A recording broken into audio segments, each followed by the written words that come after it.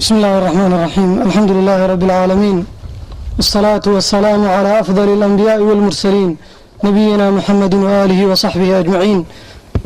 رب اشرح لي صدري ويسر لي أمري واحلل عقدة من لساني يفقه قولي.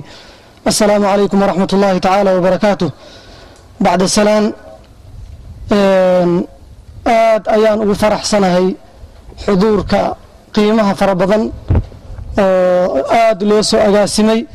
saa daraadeed waqtigu insha allahu tacaala yar, waxaan jecelahay insha allahu tacaala in aan warbixin kooban oo ku saabsan dugsiga insha allahu tacaala aan idinka siiyo. kelmadihii qiimaha badnaa culimada iyo ciddii ka sii horeysay iyo ciddii ka dambeysay ayaa tidhi anaa hadhay looma hadle, maxaa hadhay baa loo hadlaabay soomaalidu tidhaahdaa. saa daraaddeed insha allahu tacaala ha laga dulqaato. sida aad la socotaan maanta waxaynu marti u nahay dugsiga daarulqur'aan. magaca sida laafitada ka muuqata sharixi maayo, kitaabkii ilaahay baa lagu ladhay ama lala mataaneeyey. taariikhdii la aasaasay dugsiga 2002 bishii 9aad kowdeedii ayaa dugsiga dhidibada loo aasay. waa iga xusuusin, cadadkii ardayda lagu bilaabay aad ayay u yaraayeen. innagoo odhan karna fusuusha ama fasallada ardaydu ma ay dhammayn wax 4 fasal meelahaas. dabadeedna dugsigu waa horu maray ilaa aynu maanta xafladiisa u fadhino. waxaa la isweydiin karaa ahdaafta ama taargetka dugsigu leeyahay waa caynkee. waxaa dhowr nuqdaan insha allahu tacaala ka sheegi doonaa in ardayda ilaahay subxaana wa tacaala kitaabkiisa la baro tilaawatan wa tajwiidan, lana xifdi siiyo ilaahay idankiis. qodobka xiga in lagu tallaalo xub اlqur'aan fii nufuusi طulaab, ardayda in lagu tallaalo kitaabka ilaahay subxaana wa tacaala jacaylkiisa. qodobka xiga in ardaygii kitaabka ilaahay lagu tallaalay aanu ka madhnayn mawaadda asaasigaa siduu u heli lahaa, ee aanu maxay ahay tooyay xoogaa naqsiya aanu ugu jireen. qodobka xiga in ardayga loo rakiso oo dhidibada loo aaso, in la baro alqiraa'a waalkitaaba, wax qoridda iyo wax akhriska luga alcarabiya biariiqa sahla. inagoo og waxyaabaha barnaamijka higaadeed oo uu dugsigu dhidibada u aasay, barnaamij namuudaji ah oo aan horay u jirin. inagoo og 2 higaadood inay ka jireen soomaaliya, sidii wax badan la faahfaahiyey. higaadi waxay ahayd higaadii soomaaliga oo aynu niqiinay af soomaali wax lagu higaadin jiray, iyo higaadii waqooyiga ka jirtay oo af carabi wax lagu higaadin jiray. labadii ariiqaba in laga gudbay oo ariiqo eegoo ku dhawaaq ah loo gudbay. waxba faahfaahin maayo insha allahu tacaala. qodobka xiga oo taargetka dugsiga u ah faca soo kobcaya ama daayarta soo kobcaysa in lagu tarbiyeeyo tarbiye islaamiya oo saxiixa, akhlaaq ahaan, ijtimaaci ahaan, fikir ahaan iyo jismi ahaan intaba. waxaan uga gudbayaa mumayizaadka dugsiga iyo khasaa'ista dugsigu leeyahay. waxa uu dugsigu kulansaday 2 nidaam oo nidaamkii khalawaadkii qur'aaniga ama dugsiyada qur'aanka iyo nidaamkii yiilay iskuullada, oo runtii waayadii aan barnaamijkan bilowga u ahaa su-aalihii ugu badnaayoo nala weydiin jiray ay ahaayeen ma dugsi qur'aan baa tihiin mise iskuul baa tihiin. su-aalahaasi aad bay u badnaayeen ilaa waagii dambe laga ilbaxay. waayo waxaa la yaab u noqotay sidii sheekh daahir uu ka sanqariyey. qur'aanka waxaynu ku ogeyn buush, markii la arkay qur'aan miis saaran oo kursi caalamiya ku fadhiya, waxa keenay su-aalahaas inay yimaadaan. waxyaabaha mumayizaadka u ahaa dugsiga oo khasaa'ista ka mid ah in tirada ardayda la xadiday oo la koobay fasalka inta fadhiisanaysa. mar kastoo tirada la koobana tayada ayaa kor u kacda.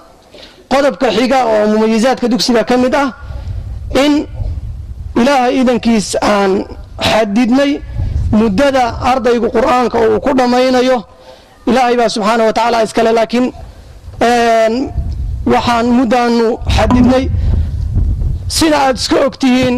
annagu muddadaanu xadidnay waxay ahayd 4 sano, laakiin waxaa la arkay arday muddo ka yar ku dhameeyey 4 sano, arday 2 sano ku dhameeyey, arday suuratulkahf ilaa suuratulbaqara 6 bilood ku dhameeyeyna waanu haynaa.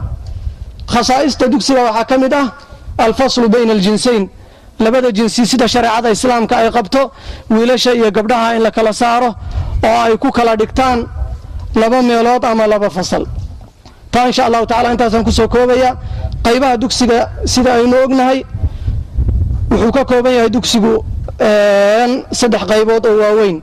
markaska oo ah halkii dugsigu laga unkamay oo ka kooban maktab ama xafiis iyo 20 fasal.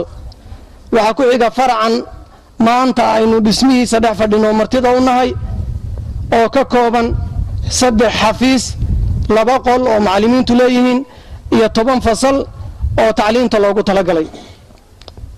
sida xidhiidhiyaha sheekh maxamed cali uu ka sanqariyey, dhismahan aynu maanta dhex fadhino waa min mumtalakaati almadrasa ama waa hantida dugsiga, falilaahi alxamdu walminna. faraca xiga xaafadda arraxmu ku yaalla, magaciisana farac arraxma la yidhaahdaa, wuxuu ka kooban yahay maktab ama xafiis iyo 10 fasal. waxaan horay u soo sheegay markii aan furfuranayey ardaydii aanu ku bilownay inay 4 fasal meelaha ay ahaayeen. teeramkii dhowaana waxaanu ku khatinay, ilaahay baa mahad iska leh, 1337 arday. ilaahay baa mahadda iska leh subxaana wa tacaala. xafladda aan maanta u fadhino sida laafitada ka muuqata waa xaflad tawsiic shahaadaat xifd alqur'aan wa takriim xafadati kitaab illah.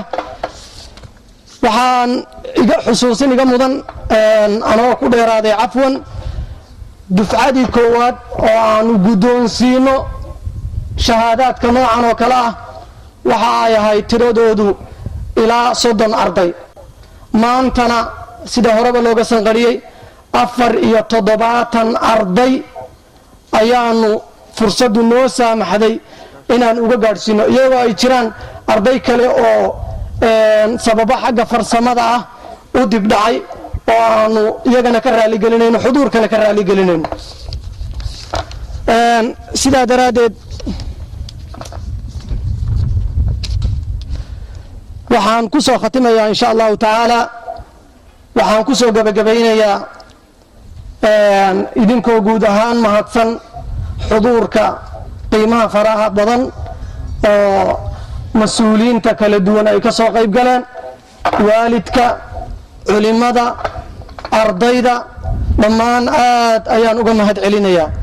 waxaan kaloo u mahad celinayaa anigoo magaca dugsiga ku hadlaya jamciyat almanhal alkhayriya.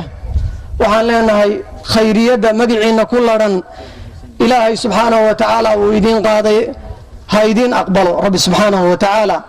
waxaa kaloo xusuusin iga mudan dhismahan aan dhex fadhino waxaa ku deeqday almanhal alkhayriya, jamciyat almanhal alkhayriya. waxaan kale oo kelimatu shukr iyo mahad celin u soo jeedinayaa shirkadda isgaadhsiinta golis telecommunication company. sida laafitada ka muuqata, haddaan ereyga latiniga oo layga badiya, haddaan pronunciationkiisa khaldan raallah laga ahaado, macnaha boorkana english buu noqonaya waan malay. saa daraaddeed insha allahu tacaala iyagana waan u mahad celinaynaa. waxaan leenahay dhammaan ilaahay subxaanahu wa tacaala maamulkooda, shaqaalaha, dhammaan intii sheer ku leh ilaahay subxaanahu wa tacaala ha barakeeyo. waayo waxaa ka muuqata inay ilaahay subxaanahu wa tacaala kitaabkiisa karaamayntiisa ay ka qayb qaateen. sida aad uga qayb qaadateen kitaabka ilaahay karaamayntiisa, allaha idiin karaameeyo ayaanu leenahay. xuduurkuna hadda aamiin buu leeyahan filayaa, hoos bay u yidhaahdeen. waxaan ku soo gabagabaynayaa kelmadayda, dhammaan waa isku wada duubay insha allahu tacaala. waxaan kusoo gabagabaynayaa insha allahu tacaala jazaakum allahu khayr kasoo qaybgal wanaagsan ilaahay subxaana wa tacaala miisaanka xasanaadka ha idinku daro sida aad uga soo qayb gasheen dhammaan mas-uuliyiinta meesha iga muuqata madaxda jaamacadda waalidka culimada haweenka waalidiin iyana ah ama waalidaad ah dhammaan ardayda jazaakum allahu khayr wasalaamu calaykum waraxmat ullahi tacaala wabarakaatuh